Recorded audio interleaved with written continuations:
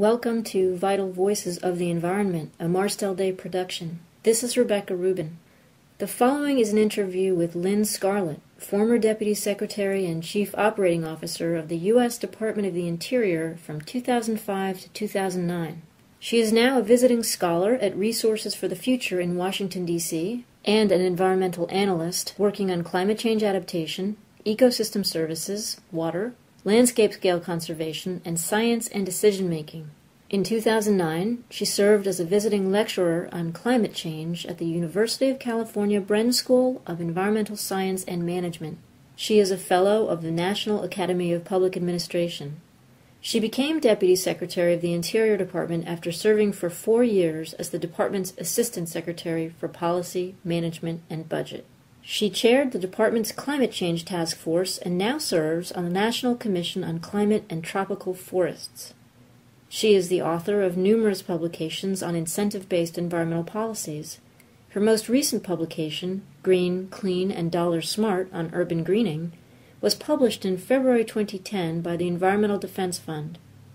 She serves on the board of the American Hiking Society, the Continental Divide Trail Alliance, and Resolve, and is a trustee emeritus of the Udall Foundation.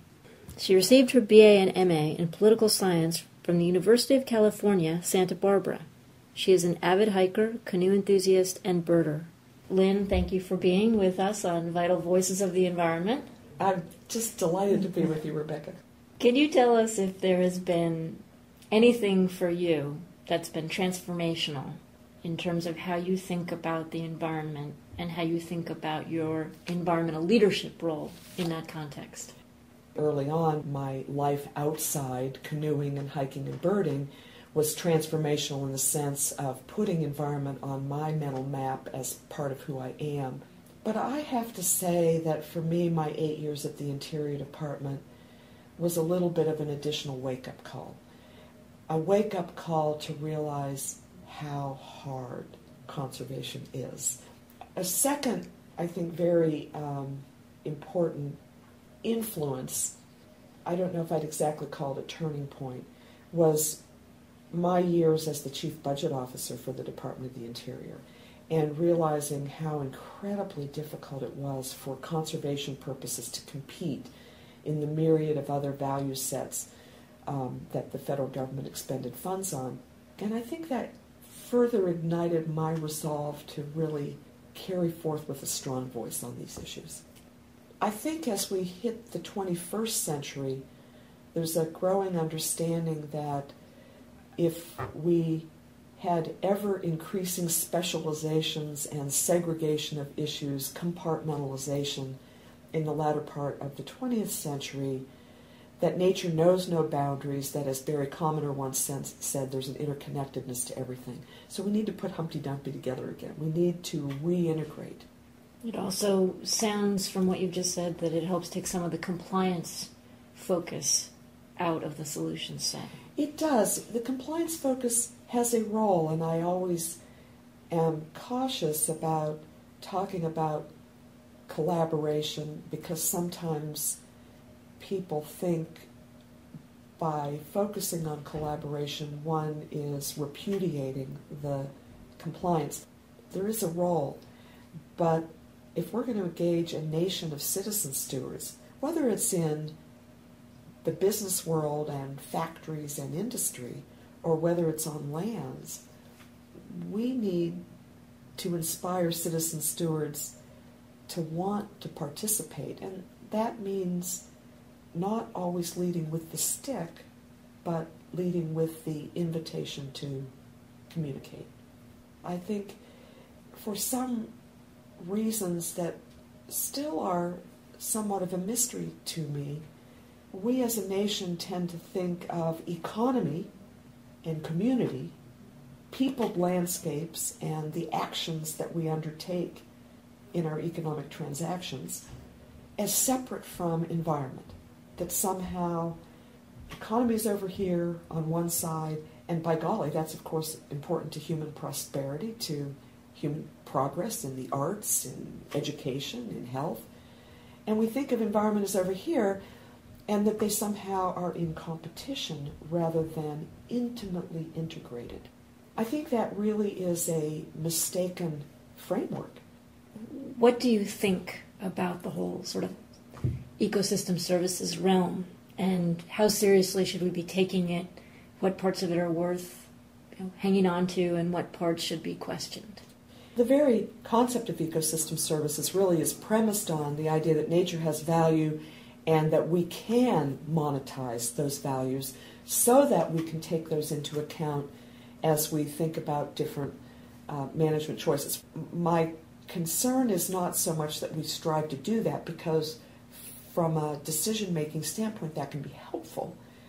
My concern is that we reduce all decision-making to a comparison of those dollar values and perhaps really forget the importance of those natural places beyond the services that they provide to human communities. So some things have immeasurable benefits, literally. Yes.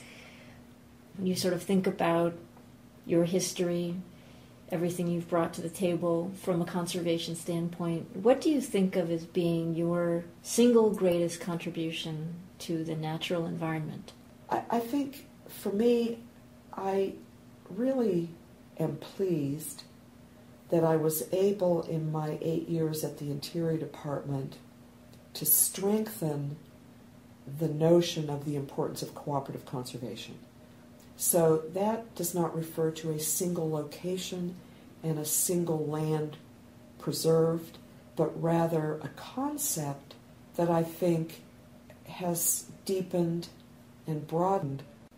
Now I have to ask the question, when you look at the budget for Interior relative to the budget for, say, the Defense Department, how does that rack and stack in your mind? Well, it doesn't rack and stack very well. The department manages 1 in every 5 acres of the United States, 20%.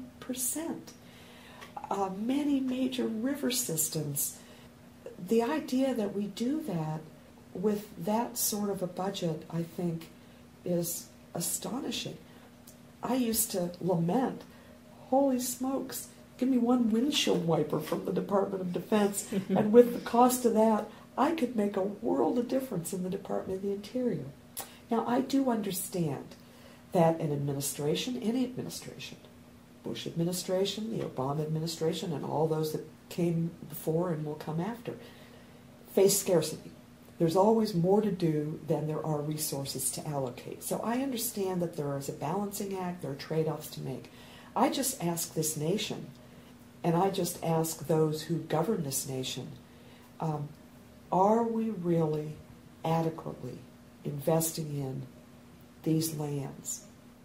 Does the Interior Department have a leadership role in terms of environment conservation, land management, and climate issues in the nation today? You know, I think the department has an enormous role. Interior has a presence, it has a land base, it has skill sets in all these communities. And that means that I think they play a tremendous role for the nation, not only on climate adaptation, but conservation in general. But there's another aspect that I think the Department of the Interior holds with respect to leadership. It has some skill sets that should allow it to help show the way for the nation to lighten its environmental footprint in how it manages the intersection of people and place. So our parks are a great place or set of places to use alternative energy and see what functions well and cost effectively, because they don't have an endless supply of money as we've just described. So they have to have cost effective energy solutions. They are a place to experiment with greening of built infrastructure.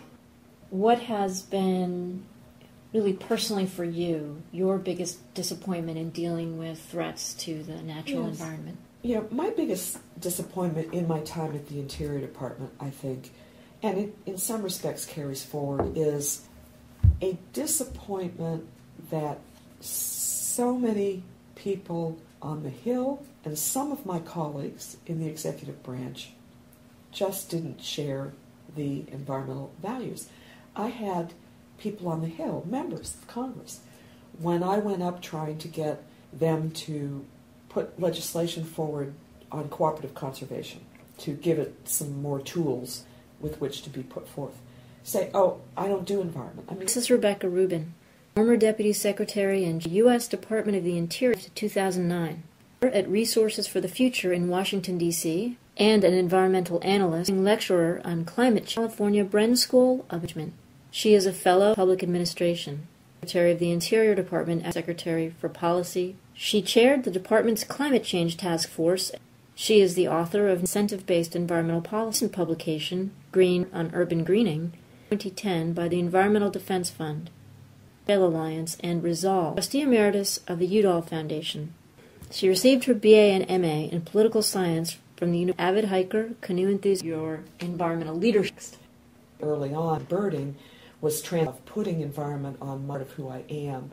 But I have to say that Interior Department, additional wake-up call to realize how hard.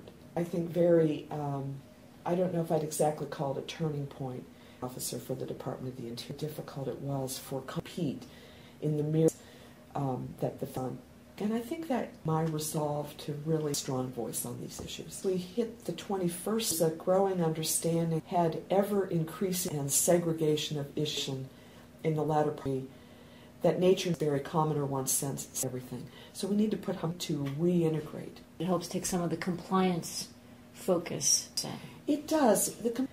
I'm cautioning about collaboration because people think focusing on collaboration, compliance, there is a role stewards, whether it's in the business world or whether it's on land, to inspire citizen stewards to not always leading with the stick, the invitation to, for some still are to me, we of economy, people actions that we undertake, transactions, as separate from in how side and by golly to prosperity, to the arts and education. And we think of environment as they somehow are intimately really is a mistake. You think about the whole ecosystem services realm, what parts of it are worth hanging on to. This really is premised on and that we can take those into account about different management choices. That because from a decision-making, my concern reduce all dollar values, really importance of... When you sort of think about your history, conservation standpoint, what do you think of as being... To strengthen the notion of the importance of does not refer to a single location, but rather a concept that I've broadened. When you look at the budget for Interior Department, in your mind? Well, it doesn't... The department manages 5 acres of the percent. Many major... The idea that with that sort of is astonishing. I use holy smokes, and with the cost of that, I could make a world. You understand that an administration, the Bush administration, the Obama came before and faced scarcity. There's always more to do than allocate. So I understand that. I just ask this nation, ask those who govern this nation, are we really investing in? Does it have a leadership in terms of land management in the nation today? I think the department Interior has a presence, it has skill sets. That means a tremendous role, not only on climate adaptation in general, that I think back to leadership and cost effective greening of buildings. For you, your biggest environment? My biggest, I think, and a disappointment, and some of my colleagues' environmental values, up trying to get them to give it some more. Oh, I don't do environment. I found disappointment. Able to overcome some of its refocus on some of the slower to. Actually covered the issues, endeavors that are achieving good for further action, so that we better understand. So, the stories often of difficult. Someone covers these issues, see them cover them well. Now, there are some really good people. Well, I think steeped in sophisticated and nuanced job, fair, and it's very new. What do you see facing our nation as a whole in confronting those issues? Just about any already unfolding supplies in other places which we want to put it. Environmental issues we face, how we go about water management, premium on flexible water to be able to, many states that have going on, but there are lots of than some people expect. That tool can't have ways to do more with less. Put it all together, fear for the future. And not optimistic will address them, not Right. optimistic. Right. Seem as though the science of practices across, for instance, was able in a way that has enabled the heart that is unfolding across these endeavors. You bet. I want to mention another dynamics of worship and environmental protection and enlightening our find ways.